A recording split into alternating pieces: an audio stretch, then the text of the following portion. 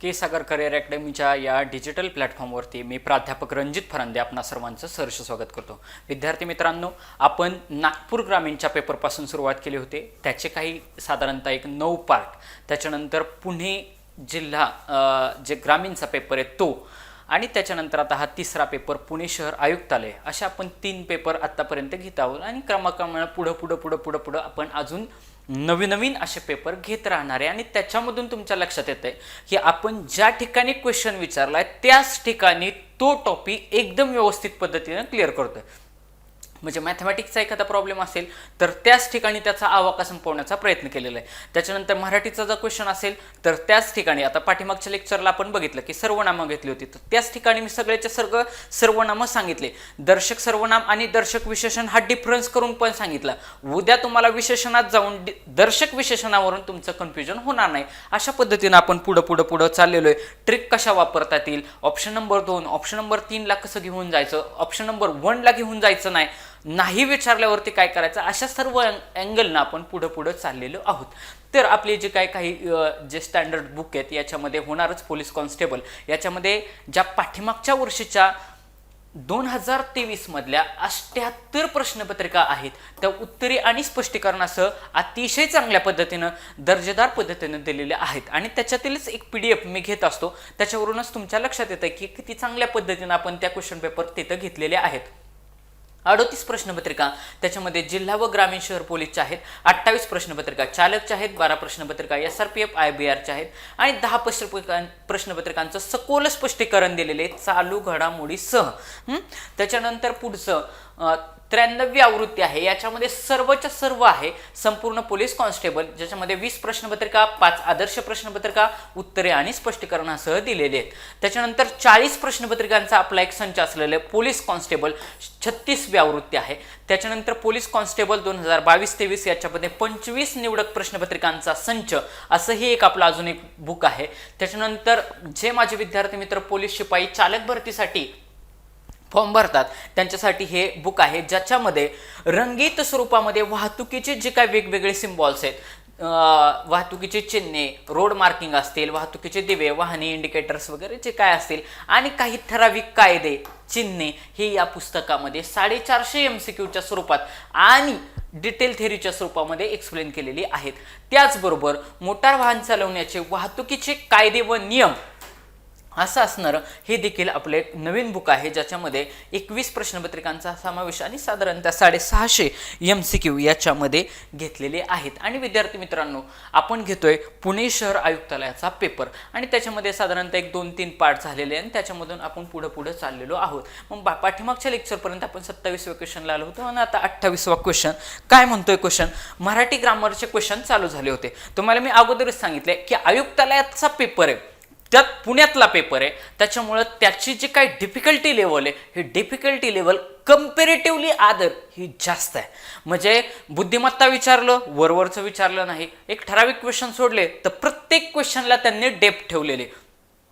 Police म्हणजे police होण्याच्या एक्झामच्या दृष्टीनं त्याची काठिण्य पातळी जास्त ठेवलेली। सेम मराठीमध्ये पण व्याकरणातले सरळ MPSCतले प्रश्न उचललेत आणि इकडे येऊन कॉपी पेस्ट केलेत। म्हणजे जर आपण सर्वे केला तर पुण्यात आयुक्तालयामध्ये म्हणजे शहरामध्ये फॉर्म भरत असताना त्या विद्यार्थ्याची अभ्यासाची लेवल तेवढ्या जास्त प्रमाणामध्ये पाहिजे। आता हा क्वेश्चन प्रथम हे कोणते विशेषण आहे, काय विचारले, विशेषणाच्या पोट प्रकारावरती क्वेश्चन विचारलाय। तुम्ही जर पाठीमागचं जर क्वेश्चन पेपर काढून बघितले तर अगदी एकदम सोपे प्रकार विचारले की बाबा ह्यातलं विशेषण कोणतं आहे, पण याच्यामध्ये विशेषणाच्या पोट प्रकारावरती क्वेश्चन विचारलाय, म्हणजे क्वेश्चन थोडा आतमध्ये नेलाय। क्वेश्चन सोपाच आहे की प्रथम हे कोणते विशेषण आहे, म्हणजे काही ठराविक विशेषण आणि त्यांचे पोट प्रकार आपल्याला माहिती असायला पाहिजेत। मग खाली दिलेले आवृत्तीवाचक विशेषण, संख्यावाचक विशेषण, क्रमवाचक विशेषण आणि अनिश्चित संख्यावाचक विशेषण, ही सगळीच्या सगळी हे आहेत संख्यावाचक विशेषण आहेत। म्हणजे संख्यावाचक विशेषणाच्या पोट प्रकारावरती क्वेश्चन विचारलाय की प्रथम हे आवृत्तीवाचक आहे का, संख्यावाचक संख्या विशेषण आहे का, क्रमवाचक आहे का की अनिश्चित संख्या विशेषण आहे। मग आता नीट बघा, आपण जर विशेषणाचा अभ्यास केला असेल तर आवृत्ती आवृत्ती म्हणजे काय होते की आवृत्ती म्हणजे त्याची पुनरावृत्ती होत आहे बघा. पुनरावृत्ती म्हणजे काय, परत परत परत येत असतं. मग ह्या आवृत्तीवाचक विशेषणामध्ये पट येत असतं. पट आणि द्विगुणित, पट आणि गुणित असे जे शब्द जर त्या शब्दाला लागलेले असतील तर ते असतं आवृत्तीवाचक. जसं की बाबा 10 पट आपण म्हणतो, 10 पट. 10 पट मध्ये पट हा शब्द लागला का, 10 पट म्हणजे 10 पट हे विशेषण कसलं झालं, आवृत्तीवाचक संख्या विशेषण. त्याच्यानंतर माझा आनंद द्विगुणित झाला असं आपण म्हणतो. काय म्हणतो, द्विगुणित झाला. म्हणजे गुणित असं जर लागलं असेल तर काय असणार आहे, तो 100% काय असणार आहे, आवृत्तीवाचक विशेषण असणार आहे. म्हणजे बघा आवृत्तीवाचक विशेषण म्हटलं की त्याच्या पाठीमागं पट लागलेलं असतं. 4पट, 10 पट, 2 पट, असं 4 पट, अशा पद्धतीनं पट लागलेले आणि गुणित लागलेले. द्विगुणित झाला, माझा आनंद द्विगुणित झाला, तर ते काय झालं, आवृत्तीवाचक संख्या विशेषण झालं. आता संख्यावाचक संख्या विशेषण असं काही नसतंय, हे आपला असाच ऑप्शन दिलेला आहे, त्यामुळे हाही ऑप्शन गेला. क्रमवाचक मध्ये बघा, क्रम म्हणजे काय की पहिला, दुसरा, तिसरा, हे झालं क्रम.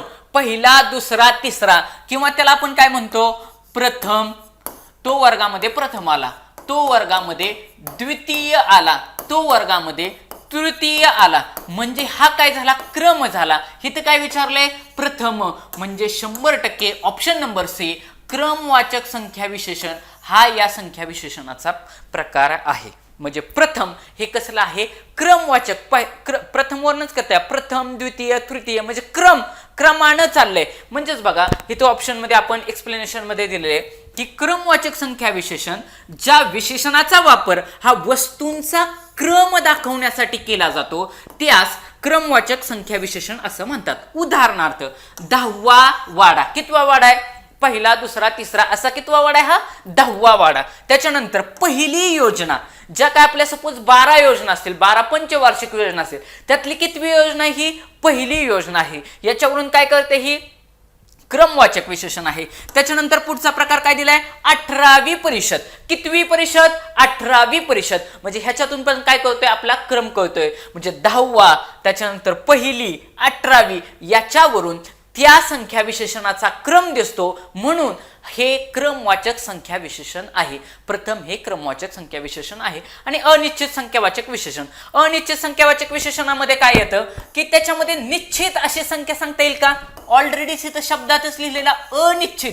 आणि इथं प्रथम, हे प्रथम ह्या ठिकाणी संख्या सरळ सरळ कळते म्हटल्यावरती त्याला अनिश्चित असं म्हणता येईल का, सरळ ऑप्शन गेला.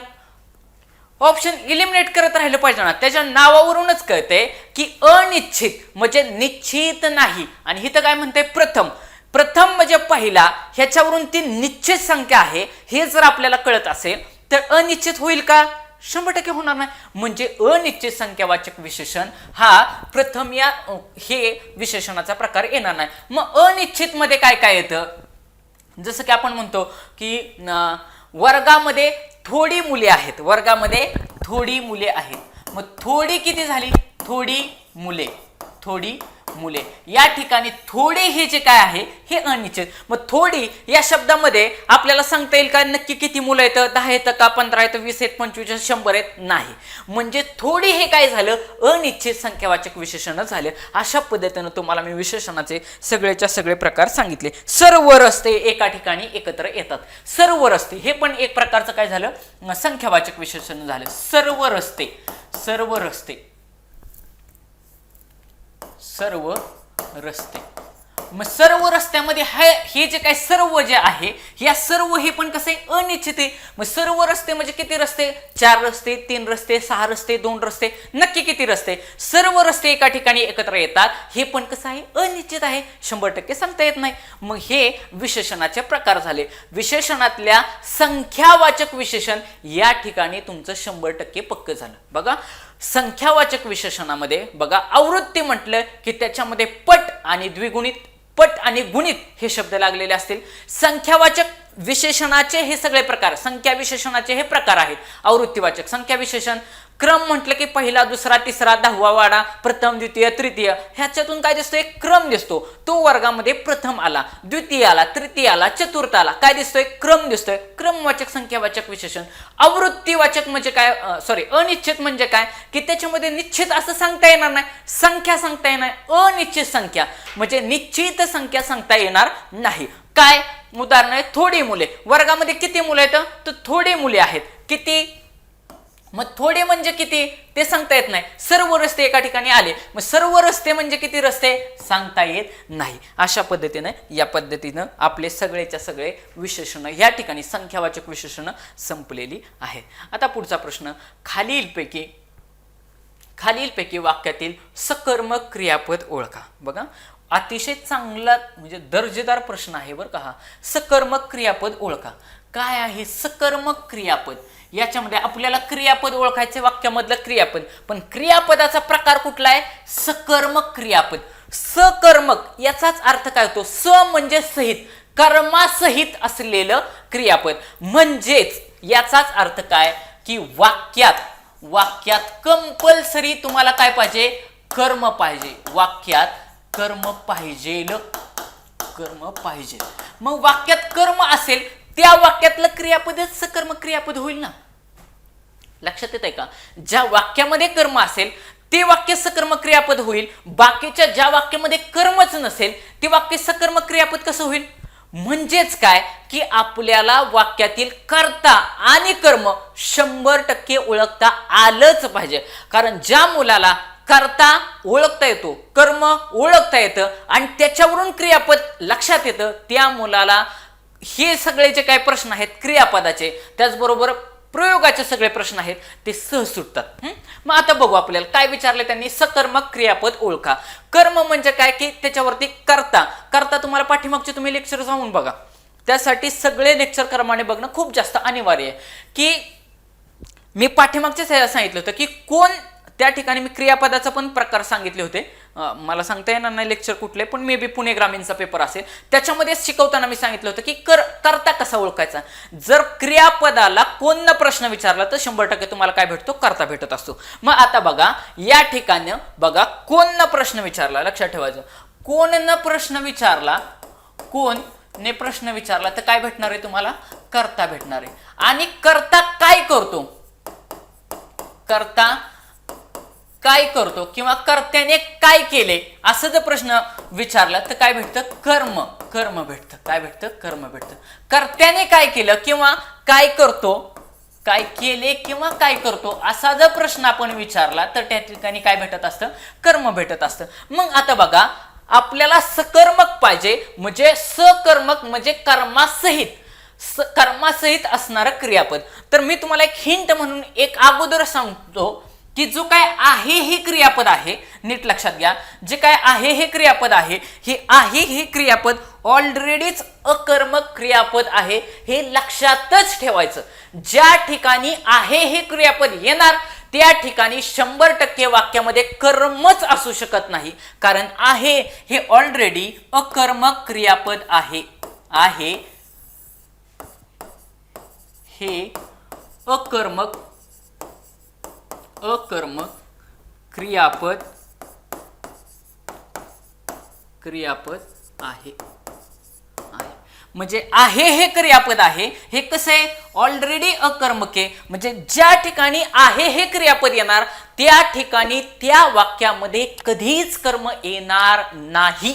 नीट लक्षात घ्या, त्या वाक्यामध्ये कधीच कर्म येणार नाही. मग मला सांगा, तो मूर्ख आहे याच्यामध्ये ऑलरेडी आहे हे अकर्मक क्रियापद आहे, त्याच्यामुळे या वाक्यात कर्मच येणार नाही. मला सकर्मक ओळखायला सांगितलंय, ऑप्शन गेला.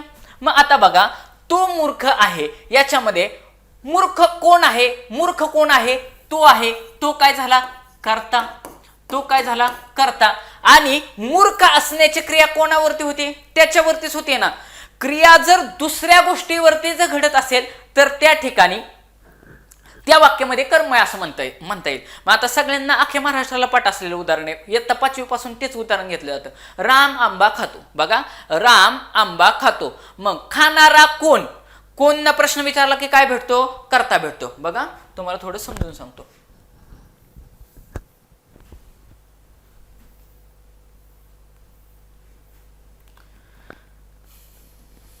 आता बघा कर्ता कर्म ओळखण्याचे.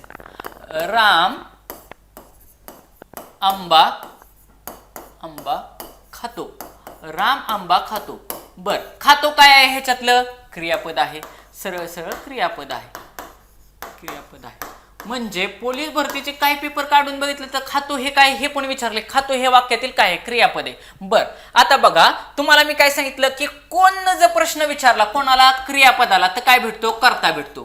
कोण जर प्रश्न विचारला तर काय भेटणार आहे मला? कर्ता भेटणार आहे. मग बघा की कोण आंबा खातो? राम खातो. म्हणजे राम काय झाला? 100% कर्ता झाला. बघा कोण आंबा खातो असा जर प्रश्न मी विचारला तर मला भेटतो राम आंबा खातो. राम काय झालं? कर्ता झालं. मग खाण्याची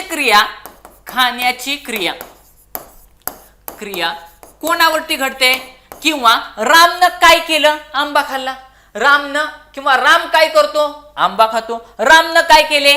आंबा खाल्ला. म्हणजेच खाण्याची क्रिया कोणावर घडते?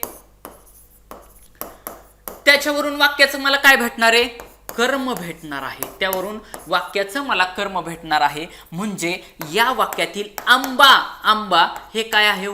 कर्म आहे. आंबा काय आहे? कर्म आहे. मग आता मला सांगा, राम ज्यावेळेस आंबा खातो किंवा आपण आंबा खातो त्यावेळेस आपण खाणारा कोण आहे? मी. फॉर एक्झाम्पल मी आंबा खातो तर खाणारा कोण आहे? मी. आणि खाण्याची क्रिया कोणावर होते? आंब्यावर होते. कारण आंबा हळूहळू संपत जाणार आहे ना. ज्यावेळेस मी आंबा खात असणार आहे त्या हळूहळू आंबा संपत जाणार आहे ना. म्हणजे कर्मावरती काय होतंय की क्रिया घडून येते. म्हणजेच ज्याच्यावरती क्रिया घडते त्याला कर्म असं म्हणायचं. आता बघा आपला मगाचा हितला प्रश्न आहे की तिथं काय वाक्य होतं की तो मूर्ख आहे. काय होय? तो मूर्ख आहे. मग मूर्ख असणारा कोण आहे? तो. म्हणजे तो झाला कर्ता. आणि मूर्ख असण्याची क्रिया कोणावरती होते? त्याच्यावरती, स्वतःवरती होते ना. त्याची माहिती सांगितली. आणि माहिती असणारं वाक्यामध्ये कधीच कर्म नसतं. काय मी सांगितलं की तो मूर्ख आहे. राम राजा झाला. याच्यामध्ये राजाची माहिती झालेली, रामाची माहिती सांगितलेली की राम राजा होता. या पण वाक्यामध्ये कर्म नाही. शिवाय दुसरं तो मूर्ख आहे ह्याच्यात पण त्याची माहिती सांगितली की तो मूर्ख आहे. म्हणजे ज्या वाक्यामध्ये माहिती सांगितलेली असते त्या वाक्यामध्ये कधीच कर्म नसते. ओके, आलं लक्षात? त्याच्यानंतर आता पहिलं वाक्य घेऊ. पण हिंट काय होती तुम्हाला मी अगोदरच ट्रिक सांगितली. ट्रिक ही आपली अशी आहे, या प्रश्नातली ट्रिक ही अशी आहे की हे लक्षातच ठेवायचं. हे जर लक्षात असतं ट्रिक की आहे हे क्रियापद कायमस्वरूपी कुठं जरी आहे आलं की 100% वाक्य अकर्मकच असणार आहे. त्याच्यामध्ये कर्मच नसणार आहे. उद्या आहे असणारं जर वाक्य आलं आणि खाली ऑप्शन मध्ये विचारलं की त्याचा प्रयोग ओळखा, वाक्यात कर्मच नसेल तर कर्मणी प्रयोग होण्याचा विषयच येत नाही. कर्मणी प्रयोग होण्यासाठी वाक्यामध्ये कर्म पाहिजे. वाक्य जर अकर्मक असेल तर कर्मणी प्रयोग होईल कसा? बघा लक्षात घ्या. म्हणजे क्रियापदावरून पण बऱ्याचशा गोष्टी सुटत जातात. आहे हे क्रियापद अकर्मक आहे हे लक्षातच ठेवायचं. आता पुढं ती हळूहळू चालते. बघा ती हळूहळू चालते. याच्यामध्ये चालणारी कोण? ती. चालणारी कोण? तर ती काय झाली? कर्ता झाली. आणि चालण्याची क्रिया कोणावरती होती? हळूहळूवरती होते का? तिची माहिती सांगितली आहे. ते विशेषण आहे की कशी चालते ती. हळूहळू चालते, भरभर चालते, झपझप चालते. मग हळूहळू चालते. चालणारी कोण? ती. आणि चालण्याची क्रिया कोणावरती होती? तिच्या स्वतःवरतीच होती ना. ती स्वतः चालते. म्हणजे ह्याही वाक्यामध्ये कर्म नाही. कर्म नाही म्हणजे कसं? जसं की बाबा आंबा खाल्ल्यानंतर आंबा संपत चाललाय. ओके, त्या पद्धतीनं. त्याच्यानंतर रघु खूप वेळ झोपला. झोपणारा कोण? रघु. मग रघु काय झाला इथं? कर्ता झाला. पण पुढं काय? कर्ता झाला रघु. आता कर्म, ह्या वाक्यात कर्म आहे का? झोपण्याची क्रिया कोणावर झाली? खूप वर झाली का? रघुवरच झाला ना. रघु खूप वेळ झोपला, कमी वेळ झोपला, जास्त वेळ झोपला, अवघडल्यासारखा झोपला, कसा का झोपे नाही. पण झोपण्याची क्रिया ही रघुवरच होते ना. खूप वर होते का? होत नाही. म्हणजे 100% ह्याही वाक्यामध्ये काय नाही? कर्म नाही. लास्टचं वाक्य आहे याच्यामध्ये 100% कर्म आहे. म्हणजेच रमेश दूध पितो, रमेश दूध पितो हे वाक्य कसं आहे? सकर्मक क्रियापद आहे. रमेश दूध पितो. मग आता बघा आपल्याला पितो काय दिले? क्रियापद दिले. मग क्रियापदाला मी कोण प्रश्न विचारला बघा. कोण दूध पितो? रमेश दूध पितो. कोण दूध पितो? रमेश दूध पितो. हा काय झाला? कर्ता झाला. हा, आणि पिण्याची क्रिया कोणावरती होते? किंवा रमेश काय करतो? तर दूध पितो. आलं उत्तर दूध. म्हणजे हे काय झालं? वाक्यातील कर्म झालं. ज्यावेळेस रमेश दूध पित असणार त्यावेळी हळूहळू सपोज ग्लासमध्ये पित असेल, बाटलीत पित असेल, हळूहळू तो ग्लास कमी होत जाणार आहे, बाटली कमी कमी होत जाणार आहे. म्हणजेच दूध हे त्या वाक्यातील काय झालं? कर्म झालं. म्हणजे हे एकमेवच वाक्य त्याच्यामध्ये डी वाक्य असं आहे की ज्याच्यामध्ये वाक्यामध्ये कर्म आहे. रमेश दूध पितो या वाक्यामध्ये कर्म आहे. म्हणून या वाक्यामध्ये असणारं क्रियापद हे कर्मासहित आहे. म्हणजे सकर्मक क्रियापद आहे. म्हणजे कसं आहे? सकर्मक क्रियापद आहे. आता पुढचा प्रश्न 30 नंबर. जोंधळ्याला चांदणे लखडून जाते. जोंधळ्याला चांदणे लखडून जाते या विधानाची शब्दशक्ती ओळखा. या विधानाची शब्दशक्ती ओळखा. मला विचारा की आज तागायत काय मी म्हणतोय 2024 आत्ता जोपर्यंत मी लेक्चर शूट करतोय त्या कंडिशन पर्यंत सेम असा प्रश्न MPSC पण विचारला नाही. मग शेवटी एक्झामिनरला ह्यातनं काय साध्य करायचं होतं मला माहिती नाही की एवढा अवघड प्रश्न त्यांनी का विचारला असेल की जोंधळ्याला चांदणे लखडून जाते या विधानाची शब्दशक्ती ओळखा. म्हणजे MPSC पण विचारला नाही, एवढा अवघड लेवलचा प्रश्न विचारलाय. तुम्हाला मी सांगितले अगोदरच जर अवघड प्रश्न असेल तर ऑप्शन नंबर 2 किंवा ऑप्शन नंबर 3 मध्ये उत्तराला जायचं, चौथ्याला आणि पहिल्याला जायचंच नाही. चौथ्याला आणि पहिल्याला जायचंच नाही. हे अख्ख्या महाराष्ट्रात कुठल्याही पोराला येऊ शकत नाही, एवढ्या अवघड लेवलला प्रश्न हा. जोंधळ्याला चांदणे लखडून दिसते याची शब्दशक्ती ओळखा. कारण आपल्याला अभ्यास करण्याला एक लिमिट आहे, किती अभ्यास करणार. मग आता बघा मी ऑप्शन बारकाव्याने बघितलं. तुम्हाला काय मी म्हटलं, एक तर मी ऑप्शन नंबर 2 मार्क करेल किंवा 3 मार्क करेल, बरोबर. मग आता मी बघितलं सारोपा गौण लक्षणा, साध्य वासना गौण लक्षणा, आपादन शुद्ध लक्षणा, लक्षणा शुद्ध लक्षणा, हे तर काहीतरी आपला असाच ऑप्शन दिलेला आहे. मग आता ह्या ठिकाणी मी जर बघितलं तर पहिल्या ऑप्शन मध्ये म्हणताय गौण लक्षणा, दुसऱ्या ऑप्शन मध्ये पण म्हणताय गौण लक्षणा. म्हणजे ह्या 2 मध्ये उत्तर ठेवण्याची जास्तीत जास्त प्रोबॅबिलिटी आहे. 1 आणि 2 मध्ये जर मी कन्फ्युजन झालो तर मी 2 ला मार्क करतो. म्हणजेच याचं उत्तर काय आहे? साध्य वासना गौण लक्षणा. जोंधळ्याला चांदणे लखडून जाते ही कुठली शब्दशक्ती? साध्य वासना गौण लक्षणा. हे पाठच करून ठेवायचं. असलं काय करायचं? पाठच करायचं. जर उद्या विचारलं तर डायरेक्ट जोंधळ्याला चांदणे लखडून जाते साध्य वासना गौण लक्षणा. काय आहे? साध्य वासना गौण लक्षण आहे, हे लक्षात ठेवायचं. आता पुढचा प्रश्न. ऐवजी या शब्दयोगी अव्ययाचा उपप्रकार ओळखा. कशाचा? ऐवजी शब्दयोगी अव्ययाचा उपप्रकार ओळखा. हा पण डिफिकल्टी लेवल बघता क्वेश्चनचे. म्हणजे पोलीस भरतीच्या मानानं हा 100% अवघड प्रश्न आहे. काय मी म्हटलं, पोलीस भरतीच्या तुम्ही क्वेश्चनचे काठिण्य पातळी बघत जा, पण तरी देखील क्वेश्चन पेपर आपल्याला सोडवताच आला पाहिजे. ऐवजी या शब्दयोगी अव्ययाचा उपप्रकार ओळखा. तुलनावाचक, विरोधवाचक, कैवल्यवाचक आणि विनिमयवाचक. तर शब्दयोगी अव्यय आणि शब्दयोगी अव्यय कशाला? की जे शब्दाला जोडून येते त्याला शब्दयोगी अव्यय असं म्हणतात. ओके, जे शब्दाला जोडून येते. म्हणजे राम झाडाखाली झोपला. राम झाडाखाली झोपला. मग झाडाखाली जो काय खाली आहे हा काय आहे? हे काय आहे? शब्दयोगी अव्यय. मग त्याच्यामध्ये तुलना केली का? ऐवजी मध्ये तुलना दिसते का? नाही दिसत आहे. त्याच्यानंतर विरोध दिसतोय का? विरोध केलाय का? की विरोध एक पद्धतीने आपण नाही करत, नको, नाही असं दिसतंय का प्रकार? म्हणजे विरोध दर्शक बन गेलं. कैवल्यवाचक आणि विनिमयवाचक याच्यामध्ये लक्षात घ्या, आपण जर थोडं इकॉनॉमिक्स वगैरे असं अर्थशास्त्र वगैरे वाचत असेल किंवा बाजारात देवाणघेवाण करत असेल किंवा व्यावहारिक दृष्टिकोनातून बघत असेल तर तुमच्या असं लक्षात येईल की आपण काय म्हणतो, मला धान्याऐवजी पहिली जी जुनी लोक होती बघा, ते काय करायचे, धान्य विकायची आणि त्याच्या बदल्यात पैसे घ्यायचे मग बाजार करायचे, किंवा धान्य विकायचे मग कोणाकडून कांदे घ्यायचे, बटाटे घ्यायचे, कोणाकडून चप्पल घ्यायचे, कपडे घ्यायचे, म्हणजे धान्याऐवजी च्या बदल्यात, म्हणजे ते कशासाठी वापरलं जायचं, विनिमयासाठी वापरलं जायचं. धान्याऐवजी बाकीचा जो काय बाजार आहे तो खरेदी केला जायचा. म्हणजेच ऐवजी हे काय आहे, विनिमयवाचक शब्दयोगी अव्यय आहे, लक्षातच ठेवायचं. धान्याऐवजी किंवा मला धान्याबद्दल कपडे दे, बद्दल च्या जागी किंवा बदली असे, ऐवजी, बद्दल, जागी आणि बदले. मग आता विद्यार्थी मित्रांनो लक्षात ठेवायचं, ऐवजी हा शब्दयोगी अव्ययाचा जो काय प्रकार आहे तो विनिमयवाचक शब्दयोगी अव्ययाचा प्रकार आहे.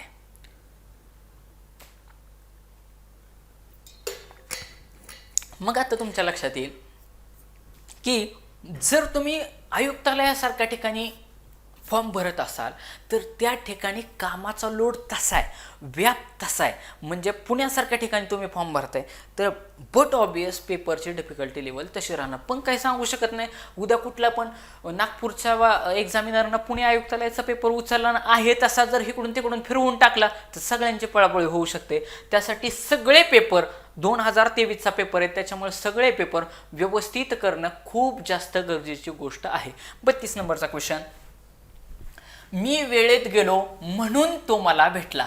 म्हणून हा, तर काय विचारले, परिणाम बोधक, न्यूनत्व बोधक, विकल्प बोधक आणि समुच्चय बोधक, म्हणजे उभयान्वयी अव्यय जे आहेत त्या उभयनवी अव्ययावरती हा क्वेश्चन विचारलाय की त्यातला पण पोट प्रकार विचारलाय की म्हणून. मग म्हणून हे काय होतं, सगळीकडेच म्हणून येतं, म्हणजे ह्या परिणाम मध्ये पण येतं, त्याच्यानंतर अजून उद्देश मध्ये पण म्हणून येतं वगैरे, सगळीकडे 2-4 ठिकाणी म्हणून येतं. म्हणजे म्हणून हा शब्द तुम्ही असं पोट प्रकार म्हणून लक्षात ठेवू शकत नाही, त्याला वाक्याच्या अर्थानुसारच लक्षात ठेवावा लागतो. मग लक्षात ठेवा, या प्रश्नामध्ये लक्षात ठेवायचं की म्हणूनच्या अगोदरचं वाक्य जर भूतकाळी असेल, काय मी म्हटलं, म्हणूनच्या अगोदरचं वाक्य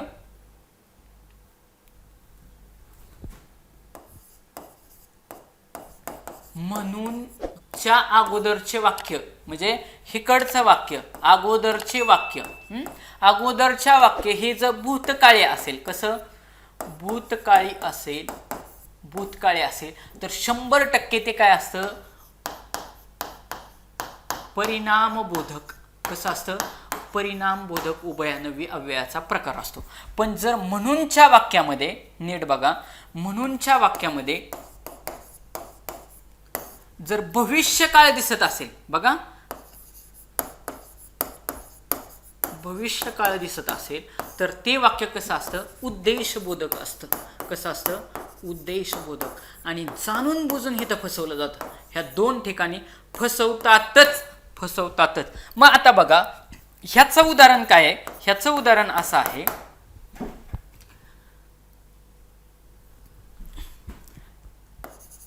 शरीर सदृढ व्हावे,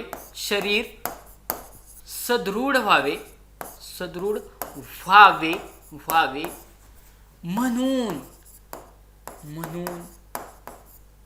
मी व्यायाम करतो.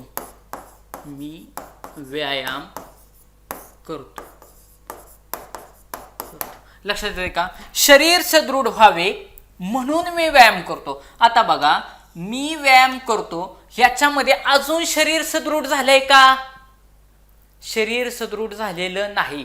शरीर सदृढ व्हावे म्हणजे भविष्यात ते होणार आहे, म्हणून मी व्यायाम करतो, म्हणजे 100% ह्याच्यामध्ये काय आहे, उद्देश आहे. मग उद्या हे म्हणून उद्देशबोधक मध्ये पण विचारलं जाणारच. मग हिथून ओळखायचं, हिथं काय असतो, काळ असतो. आणि आता हिथल्या वाक्यात बघा, मी वेळेत गेलो म्हणून मला तो भेटला, ला.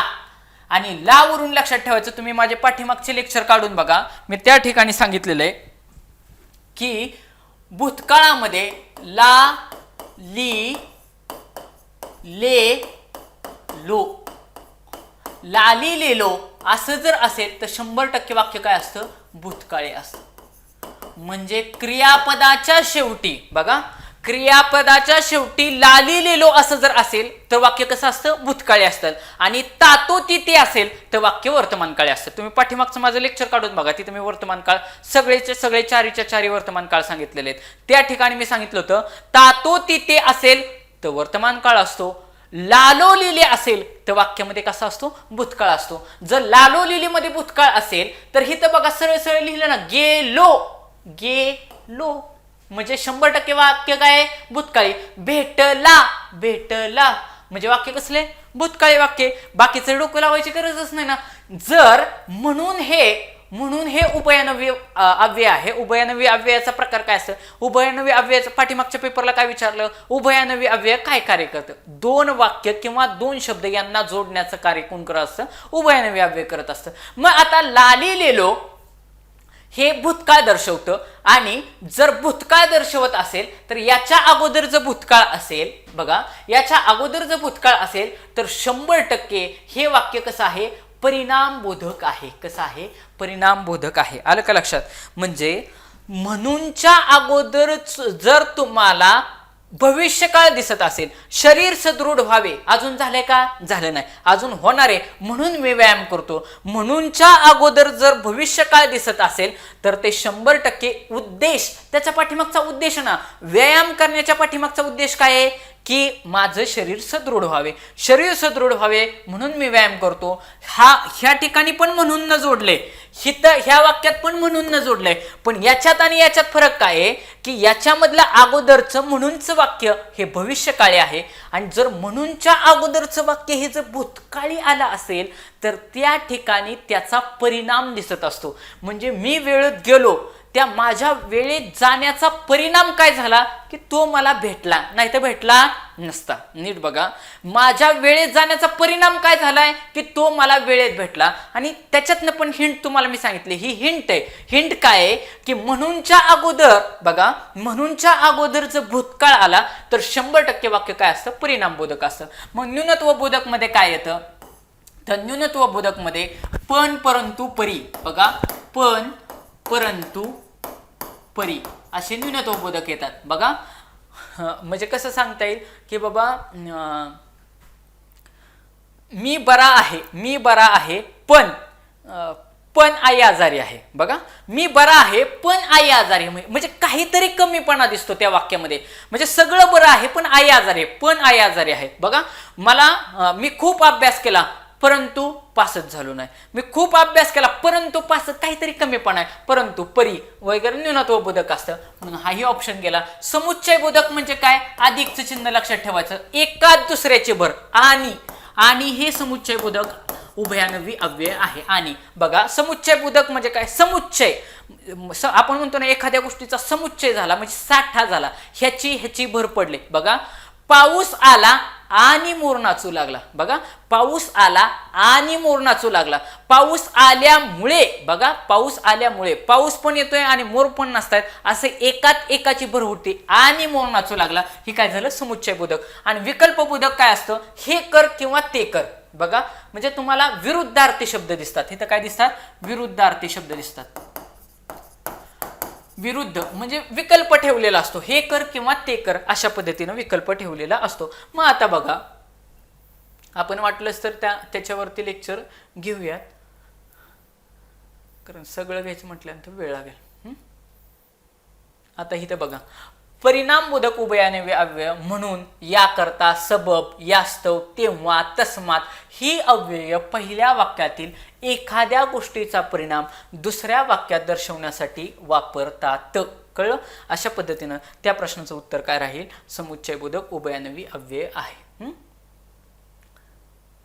परत आता बघा उभयनवी अव्ययावरतीच क्वेश्चन विचारला. एक्झामिनर फार भारी हा, म्हणजे काय ते क्वेश्चन लय भारी सेट केलाय.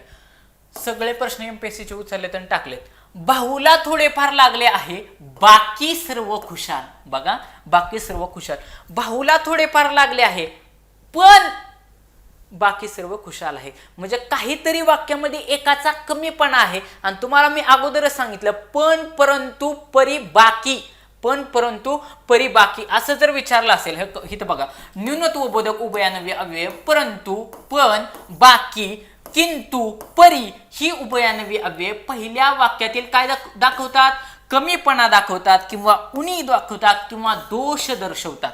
काय दर्शवतात की काहीतरी तिथे कमीपणा आहे, काहीतरी उणीव आहे, काहीतरी दोष आहे असं जर दिसत असेल तर 100% तिथं काय आहे? न्यूनत्वबोधक उभयान्वयी अव्ययन ते वाक्य जोडलेले. मग आता इथं बघा, भाऊला थोडंफार लागले आहे, बाकी सर्व खुशाल आहे. म्हणजे काहीतरी कमीपणा आहे, भाऊला थोडेफार लागले आहे, ह्याच्यामध्ये थोडेफार लागले, ह्या वाक्यामध्ये काय आहे? कमीपणा आहे. कमीपणा आहे. कसा कमीपणा आहे? कारण बाकी सर्व कसे आहेत? खुशाल आहेत, बाकी सगळं ठीक आहे, पण भाऊला थोडं लागले म्हणजे कमीपणा आहे. म्हणजेच हे कसलं झालं? सरळ सरळ न्यूनत्वबोधक उभयान्वयी अव्यय झालं. इथं पण ऑप्शन नंबर सी उत्तर ठेवलेलं आहे. तुम्ही बघा, ऑप्शन नंबर 3ला, ऑप्शन नंबर 2ला उत्तर ठेवण्याचं मॅक्सिमम प्रमाण आहे. मॅक्सिमम प्रमाण म्हणजे आता हा आपला 3रा पेपर आहे. आपण पेपर पॅटर्न घेताना पण 18चा पेपर घेतला, 23चे आता हे 2 पेपर, आणि वाटलंच तर सॅम्पलसाठी मी 21चा एक पेपर घेणार. तुमच्या एक गोष्ट लक्षात येईल, काही नाही इकडचं तिकडचं सगळे फिरून प्रश्न ह्या प्रश्नपत्रिकावरतीच येतात. प्रश्नपत्रिका ज्यांनी केली ना त्याला बाकीचं काहीच करायची गरज नाही, तो पासच होणार. त्यांनी फक्त ग्राउंड आणि क्वेश्चन पेपर एवढ्या 2 गोष्टी लावून घेतल्या ना 100% पास होणार. मन लावून करायचं. आता बघा, बघता बघता मी तुम्हाला हे जे काय उभयान्वयी अव्यय सगळे सांगितले, व्याख्या पण उभयान्वयी अव्ययाची सांगितली. उभया म्हणजे पाठीमागच्याच लेक्चरला सांगितलं, उभय म्हणजे दोघे, दोघांना जोडण्याचं काम कोण करत असतो? उभयान्वयी अव्यय करत असतो. समुच्चयबोधक तुम्हाला सांगितलं, विकल्पबोधक सांगितलं किंवा परिणामबोधक पण सांगितलं. विकल्पबोधकमध्ये हे किंवा ते किंवा अथवा वगैरे असे शब्द जोडलेले असतात. आता पुढचा प्रश्न आहे, पावसाने सर्वांना झोडपले. पावसाने सर्वांना झोडपले. अकर्मक कर्तरी, सकर्मक कर्तरी, अकर्मक भावे आणि सकर्मक भावे. काय विचारले इथं? प्रयोग ओळखा असा प्रश्न विचारलेला आहे. प्रयोगाचा प्रश्न आहे की प्रयोग अकर्मक कर्तरी आहे, सकर्मक कर्तरी आहे, अकर्मक भावे आहे किंवा सकर्मक आहे. आता मगाशीच आपण बघितलं की अकर्मक म्हणजे वाक्यामध्ये कर्म येणार नाही, सकर्मक म्हणजे काय? वाक्यामध्ये कर्म येणार. मग पहिल्यांदा काय, ज्यावेळेस प्रयोग हा टॉपिक येतो त्यावेळेस पहिल्यांदा वाक्यातील कर्ता आणि कर्म शोधायचं ना, आणि त्याच्यावरून प्रयोग ओळखायचे. काय मी सांगितलं की पहिल्यांदा वाक्यातील कर्ता आणि कर्म शोधायचं आणि मग त्याच्यावरून प्रयोग ओळखायचे. मग आता बघा, तुम्हाला मी सांगतो प्रयोगाचे आपले 3 प्रकार आहेत. पहिला प्रयोग आहे कर्तरी प्रयोग. कसला? कर्तरी प्रयोग. कर्तरी प्रयोग, कर्मणी प्रयोग आणि दुसरा आहे भावे प्रयोग. कर्तरी, कर्मणी आणि तिसरा आहे भावे. तिसरा आहे भावे. मग आता हे ओळखायचे कसे की याच्यामध्ये लक्षात घ्या, कर्तरी प्रयोगामध्ये बघा, कर्तरी प्रयोगामध्ये कर्त्याला प्रत्यय नसतो. कर्त्याला, इथं प्रत्ययाचा विचार केला आपण, प्रत्यय, कर्त्याला प्रत्यय येणार नाही तरच कर्तरी प्रयोग होणार. बघा, वाक्यामधला कर्ता शोधायचा आणि त्याला प्रत्यय लागला बघायचा. मग प्रत्यय कुठले? तर मागच्या लेक्चरला त्यासाठी पाठीमागचं लेक्चर विभक्तीचे सगळेच्या सगळे 8च्या 8 विभक्ती समजून सांगितलेले आहेत. त्या विभक्तीचे प्रत्यय लागलेत का नाहीत त्याच्यावरून प्रयोग ठरत असतो. प्रयोगावरती 100% क्वेश्चन येतोच. अतिशय मराठी व्याकरणातला अतिशय महत्वाचा टॉपिक आहे प्रयोग. मग लक्षात घ्या, कर्तरी प्रयोगामध्ये कर्त्याला प्रत्यय असणार नाही. कर्मणी प्रयोगामध्ये कर्माला प्रत्यय असणार नाही. कर्माला प्रत्यय नाही. आणि तिसऱ्यांदा भावी प्रयोगामध्ये कर्त्याला प्रत्यय असणार,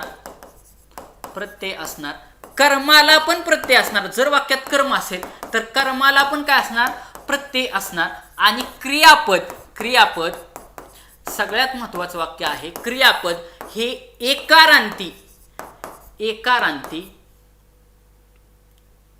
एकारांती नपुसकलिंगी असते. नपुसकलिंगी असते. म्हणजे बघा, 3 प्रयोग, कर्तरी, कर्मणी आणि भावे. कर्तरी, कर्मणी आणि भावे 3 प्रयोग आहेत. प्रयोगासाठी आपल्याला एक अख्खं लेक्चर लागला, त्याच्यामुळे मी जास्त सांगू शकत नाही. पहिल्यांदा वाक्यातील कर्ता कर्म शोधायचा. प्रयोगातली हिंट नंबर 1, अतिशय सोप्या पद्धतीने आपण उत्तराकडे जायचं. पहिल्यांदा कर्ता शोधायचा. कर्त्याला प्रत्यय जर लागलेला असेल तर 100% कर्तरी प्रयोग होणार नाही. कर्त्याला प्रत्यय नसला पाहिजे तरच कर्तरी प्रयोग होईल. कर्माला प्रत्यय नसेल तरच कर्मणी प्रयोग होईल. आणि भाव्य प्रयोगामध्ये कर्त्याला पण प्रत्यय असतो. कर्माला जर वाक्यामध्ये कर्म असेल तर कर्माला देखील हे असतं, प्रत्यय असतं. आणि क्रियापद हे एकारांती नपुसकलिंगी असतं. मग आता आपण चेक करूयात की काय विचारले ह्या वाक्यामध्ये. बघू, हे वाक्य काय विचारले, पावसाने सर्वांना झोडपले. मग आता तुम्हाला मी सांगितलं की कर्ता कसं ओळखलं, ह्यातलं कसं ओळखायचं, क्रियापद काय आहे, झोडपले. मग कोणाला झोडपले, कोणाला झोडपले तर सर्वांना, पावसाने सर्वांना झोडपले. मग झोडपणारा कोण, बघा झोडपणारा कोण, पाऊस, म्हणजे वाक्यामध्ये कर्म आहे. बघा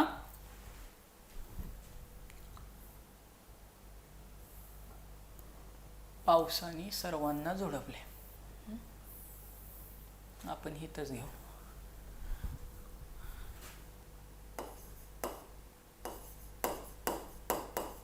पावसाने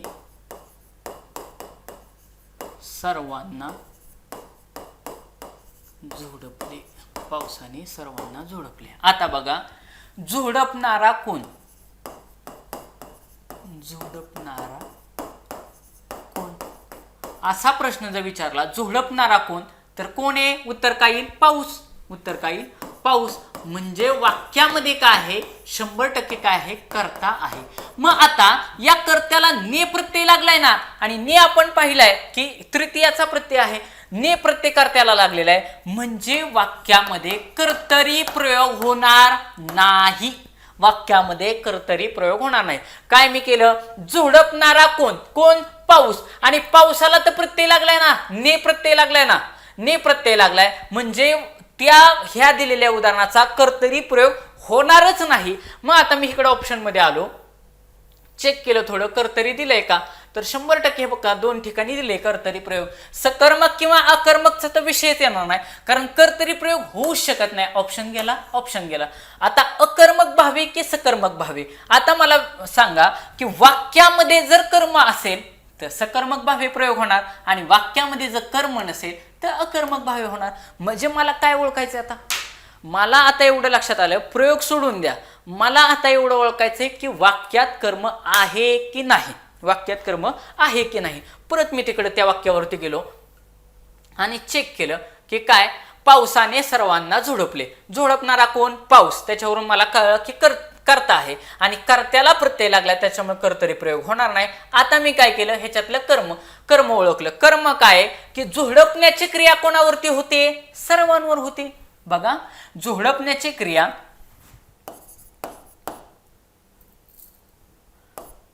झोडपण्याची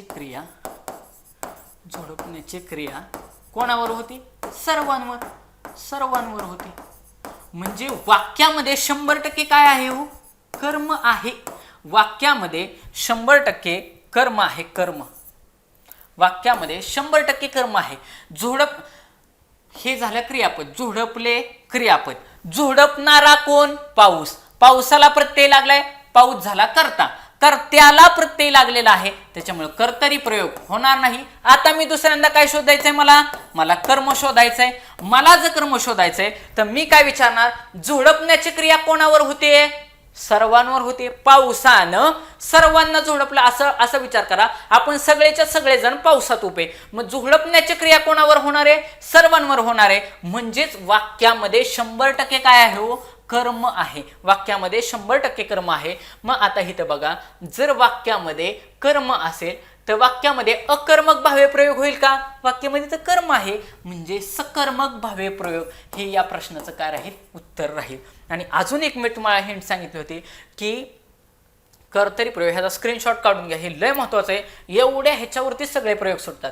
कर्तरी प्रयोगामध्ये कर्त्याला प्रत्यय येणार नाही, कर्मणी प्रयोगामध्ये कर्माला प्रत्यय येणार नाही, आणि भावी प्रयोगामध्ये कर्त्याला प्रत्यय असणार, कर्माला पण प्रत्यय असणार, आणि क्रियापद कसं असणार आहे, एकारांती असणार आहे. कसं असणार आहे, एकारांती असणार आहे. क्रियापद कसं असणार आहे, एकारांती आणि नपुसकलिंगी असणार आहे. मग आता इथं बघा, क्रियापद एकटंच आहे का नाही, झोडपले. झोडपले, ले ले ले ले ह्याच्यावरून काय एकारांती म्हणजे ए दिसतो ना, एक मात्रा दिलाय म्हणजे नसता एकारांती क्रियापद झालं. आणि कसं नपुंसकलिंगी झालं, त्याच्यावरून हा काय आहे, भावी प्रयोग आहे. मग इथं भावी प्रयोगाचे सकर्मक भावी प्रयोगाचे सकर्मक भावी प्रयोग होण्यासाठी वाक्यामध्ये काय पाहिजे, सकर्मक म्हणजे वाक्यामध्ये कंपल्सरी काय पाहिजे, कर्म पाहिजेलच. वाक्यामध्ये काय पाहिजे, कर्म पाहिजे. म्हणजे आता विचार करा, ज्या भावी प्रयोगात क्रियापद सकर्मक, त्याच सकर्मक भावी प्रयोग असे म्हणतात. उदाहरणार्थ फॉर एक्झाम्पल इथं दिले, रामाने रावणाला मारले. रामाने, मारणारा कोण, राम. रामाला प्रत्यय आहे का, 100% आहे. कर्त्याला प्रत्यय आहे म्हणजे कर्तरी प्रयोग होणार नाही. कोणाला मारले किंवा मारण्याची क्रिया कोणावर झाली, रावणावरती झालेली आहे. म्हणजे रावण हे वाक्यातील काय झालं, कर्म झालं. आता कर्माला प्रत्यय लागलाय का, इथं ला प्रत्यय लागलाय म्हणजे कर्मणी प्रयोग होणार नाही. कर्त्याला प्रत्यय लागलाय, कर्माला देखील लागलाय. सरळ सरळ हे भावी प्रयोगाचं उदाहरण आहे. आणि भावी प्रयोगामध्ये वाक्यामध्ये जर कर्म असेल तर सकर्मक भावी प्रयोग, वाक्यात कर्म नसेल तर अकर्मक भावी प्रयोग. आईने मुलीला निजवले. इथं बघा ना, ले येते ना, एकारांती येते का नाही, एकारांती. एक मात्रा येतोय का नाही, एक मात्रा आलं की सरळ सरळ भावी प्रयोग असण्याचे चान्सेस खूप जास्त असतात.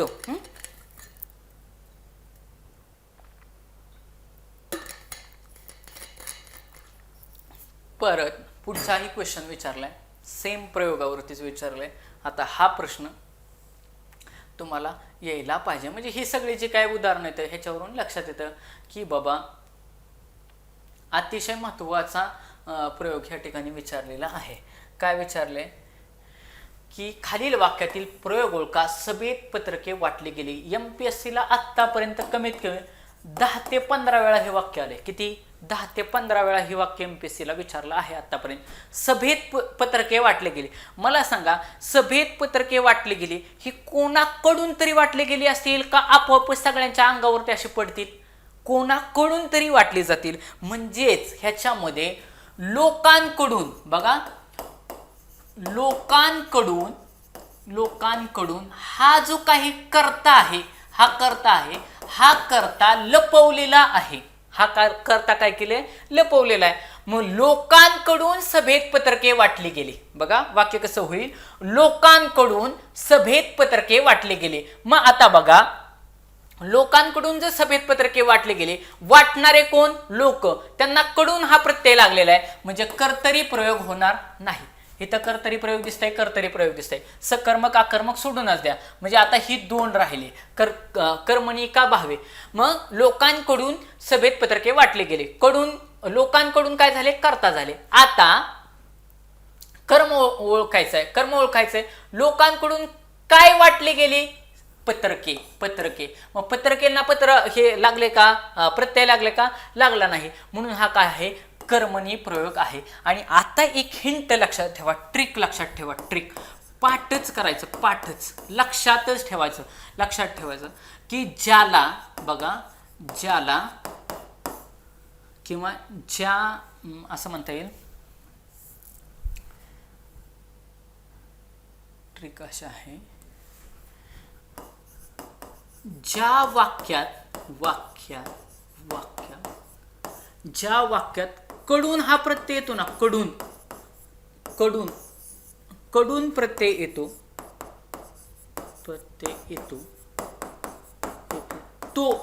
तो नवीन कर्मणी, कुठला, नवीन कर्मणी किंवा त्याला कर्म कर्तरी असं पण म्हणतात. नवीन कर्मणी किंवा कर्म कर्तरी प्रयोग असं म्हणतात. प्रयोग आहे. म्हणजे ज्या वाक्यात कडून असा शब्द दिसेल, नीट बघा, ज्या वाक्यात कडून असा शब्द दिसेल त्या ठिकाणी 100% तो काय झाला, नवीन कर्मणी झाला. म्हणजे कर्मणी प्रयोग झाला, कर्मणी प्रयोग. आणि कर्मणी प्रयोगाचा उपप्रकार किंवा पोट प्रकार कुठं झाला, नवीन कर्मणी झाला. म्हणजे 100% लोकांकडून सभेत पत्रके वाटली गेली. बघा, लोकांकडून सभेत पत्रके वाटले गेले. वाक्यामध्ये जर कडून येत असेल, ट्रिकच लक्षात ठेवा, कडून आलं म्हणजे 100% कर्मणी प्रयोग आहे. कर्मणी प्रयोगाचा पण पोट प्रकार कुठला आहे, नवीन कर्मणी. बघा, कडून हा जर प्रत्यय आला तर 100% वाक्य हे कसलं आहे, कर्मणी प्रयोगाचं आहे, त्यातल्या त्यात पण कुठलं आहे, नवीन कर्मणीचं आहे. मग इथं बघा फक्त आणि फक्त एकाच ठिकाणी कर्मणी प्रयोग दिलं होतं. ज्याला ट्रिक माहिती असते ना तर 2 ते 3 सेकंदात उत्तर आलं असतं. काय मी सांगितलं की ज्याला एवढं ट्रिक माहिती असतं ना की ज्या ठिकाणी कडून प्रत्यय येतोय त्या ठिकाणी 100% कर्मणी प्रयोग आहे, बाकीच्यांचा रोलच नाही. सकर्म कर्तरी गेला, अकर्म कर्तरी गेला, भाव्य गेला, सरळ सरळ उत्तर काय राहील, कर्मणी प्रयोग राहील. सरळ सरळ उत्तर काय राहील, कर्मणी प्रयोग राहील. मग बघा वाक्यातील क्रियापदाचे रूप कर्माच्या लिंगवचन ही व्याख्या आहे. बघा कर्मणी प्रयोगाची उद्या जर व्याख्या विचारली, वाक्यातील क्रियापदाचे रूप कर्माच्या, कोणाच्या, कर्माच्या लिंग वचनाप्रमाणे जर बदलत असेल आणि कर्म धातू रूपेश असेल तर त्याला कर्मणी प्रयोग असे म्हणतात. परत एकदा, वाक्यातील क्रियापदाचं रूप, वाक्यातील क्रियापद कशानुसार बदलणार आहे, कर्माच्या लिंग वचनानुसार जर बदलत असेल आणि कर्म कसं असेल, धातू रूपेश असेल तर त्याला कर्मणी प्रयोग असं म्हणतात. मग असाही प्रश्न बऱ्याच वेळा विचारलेला आहे की कर्मणी प्रयोगामध्ये टिंब धातू रूपेश असतो, कर्म धातू रूपेश असतं आणि खाली ऑप्शन देतात कर्ता, कर्म, क्रियापद आणि यापैकी नाही. आता कर्तरी प्रयोगाची व्याख्या पण सेम अशीच होणार. कर्तरी प्रयोगाचे हित कर्माच्या जागी काय टाकणार, कर्ता टाकणार. वाक्यातील क्रियापदाचे रूप कर्त्याच्या, बघा कर्माच्या ऐवजी शब्द काय येणार, कर्त्याच्या. कर्त्याच्या वाक्यातील क्रियापदाचे रूप कर्त्याच्या लिंग वचनानुसार जर बदलत असेल त्या ठिकाणी कर्ता काय असणार आहे, धातू रूपेश असणार आहे. अशा ठिकाणी कर्तरी प्रयोग होतो. मग आता इथं कर्मणी प्रयोगाची उदाहरणं सांगितलेली आहेत. त्याने कथा सांगितली, तिने गोष्टी ऐकल्या, त्याने अभ्यास केला, त्याने घर बांधले वगैरे वगैरे वगैरे. हे काय आहेत, कर्मणी प्रयोगाची उदाहरणं आहेत. आणि मग तुम्हाला मी सांगितलं की या ठिकाणी कडून जर प्रत्यय लागला असेल तर त्या ठिकाणी 100% काय असतो, कर्मणी प्रयोग असतो, त्यातल्या त्यात नवीन कर्मणी असतो. आता पुढचा, आई सारखी आईच, आई सारखी आईच, सारखी, आई सारखी आई. मग आता लक्षात घ्या, आई सारखी आईच याच्यामध्ये सारखा सारखी जर असं असेल तर रूपकालंकार होत असतो. परंतु या ठिकाणी फसवण्यासाठी एक्झामिनरनं जाणून बुजून ही तर रूपकालंकार असं ऑप्शन टाकलेलं आहे. दृष्टांत अलंकारामध्ये काय होतं बघा, दृष्टांत तुकाराम महाराजांचे जे काही अभंग आहेत ते काय आहे, दृष्टांत अलंकाराची उदाहरणं आहेत. म्हणजे जसं की लहानपण देगा देवा मुंगी साखरे चारावा, दृष्टांत दिलाय की लहानपण देगा देवा मुंगी साखरे चारावा. म्हणजे लहानपणीच चांगलं असतं, मोठं झाल्यावरती ऐरावत रत्न थोडं त्याचं अंकुशाचा मार्ग. म्हणजे तिथं ऐरावताचा दृष्टांत दिलेला आहे की लहानपणच देवा मला दे, जर मी मोठा झालो ऐरावत रत्न थोरं त्याच्या अंकुशाचा मार, जर मी ऐरावत झालो इंद्राचा तर मला अंकुशाचा मार भेटणार आहे. म्हणजे ते काय झालं, दृष्टांत अलंकार झालं. हे तर काय तसं दिसत नाही, ऑप्शन गेला. त्याच्यानंतर श्लेष, श्लेष असे 2 प्रकार पडतात, शब्दश्लेष आणि अर्थश्लेष. शब्दश्लेष म्हणजे काय की शब्दाच्या जागी दुसरा शब्द जर टाकला तर शब्दश्लेष अलंकार होतो, तर त्या ठिकाणी शब्दश्लेष अलंकार असं म्हणतात. म्हणजे शंकराशी पूजले सुमनाने, शंकराशी पूजले सुमनाने. सुमन हा शब्द आहे, ह्याच्यामध्ये सुमन म्हणजे चांगले मन आणि सुमन म्हणजे मुलगी. म्हणजे मुलीने पूजले की चांगले मनानं पूजले असं त्या वाक्यामध्ये काय आहे, श्लेष दडलेला आहे. म्हणजे अर्थ नक्की कळत नाही. त्या ठिकाणी सुमन म्हणजे मुलगी असं जर टाकलं किंवा चांगलं मन असं जर टाकलं तर वाक्यातील श्लेष नाहीसा होतो. या ठिकाणी तसं काही नाही म्हणून श्लेष अलंकार पण नाही. रूपक तुम्हाला मी सांगितलं की रूपक मध्ये काय होतं की सारखा सारखी वगैरे असे प्रत्यय असतात, परंतु या ठिकाणी तसं नाही. या ठिकाणी जो अलंकार आहे तो आहे अनन्वय अलंकार. अनन्वय म्हणजे काय, त्याच्यासारखा दुसरा या जगात कुणीच नाही. अनन्वय नाही ज्याच्यासारखा दुसरा असा कोणी. अनन्वय म्हणजे बघा, आई सारखी दुसरी आईच, म्हणजे उपमेय आणि उपमान एकमेकांची तुलना तेच वापरून, उपमेय वापरूनच त्याची तुलना केलेली आहे. म्हणून त्याला आई, आई सारखी कोण आहे हो, आईच आहे. आई सारखी कोण आहे, आईच आहे. मग या ह्याचं एक्सप्लेनेशन बघा, म्हणजे आई सारखे आहे हा कुठला अलंकार आहे, अनन्वय अलंकार आहे. मग आता तुम्ही ह्याचं एक्सप्लेनेशन मध्ये आपल्या बुक मध्ये बघा की इन डिटेल सगळं दिलेलं आहे.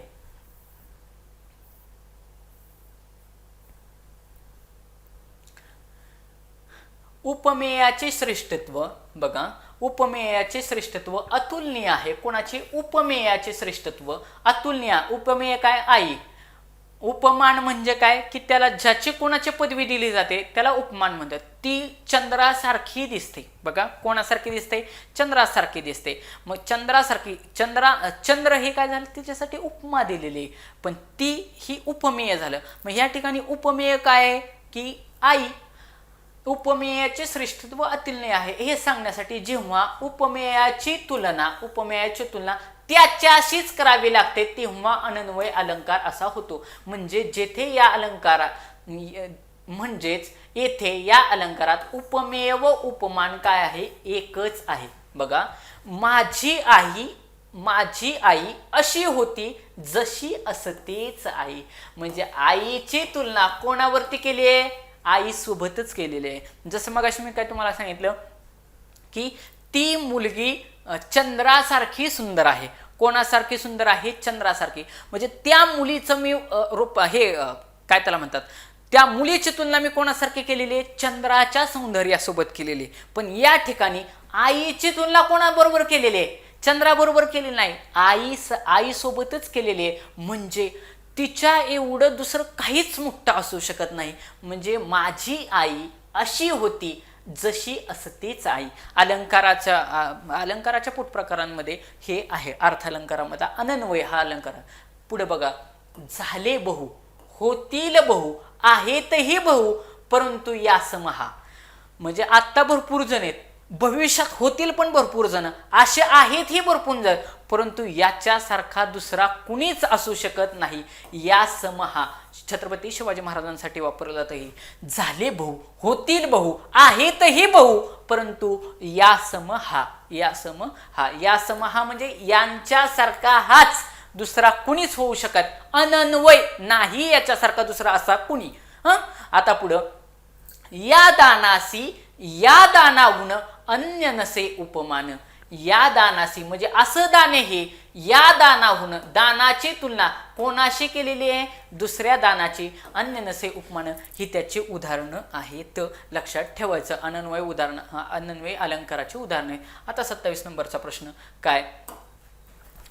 आत्ताच एक्सप्लेनेशन सांगितलेलं आहे. शिपायाकडून चोर पकडला गेला या वाक्यातील प्रयोग ओळखा. तुम्हाला सांगितलं कडून प्रत्यय आला की आपली ट्रिक अशी कर्मणी प्रयोग यायला पाहिजे. वाक्य इथं कर्तरी दिलाय, ऑप्शन गेला. कर्तरी दिलाय, ऑप्शन गेला. बाह्य दिलाय, ऑप्शन गेलाय. कर्मणी एकाच ठिकाणी दिलाय. हाच त्या प्रश्नाचं काय राहील? उत्तर राहील. झालं का? आता वरती एक्सप्लेनेशन सांगितलं लगेच खाली प्रश्न दिसला.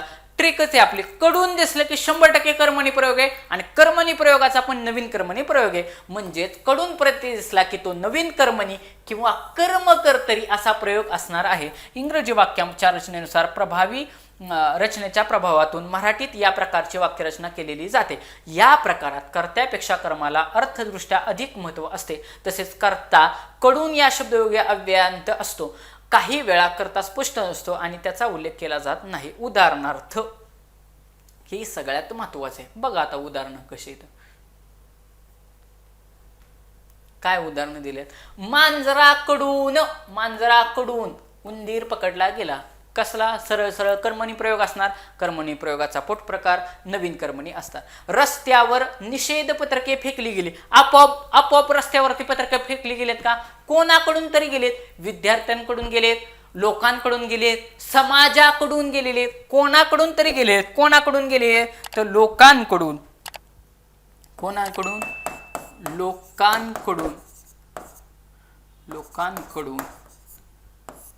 लोकांकडून रस्त्यावर निषेध पत्रके फेकली गेली आहेत.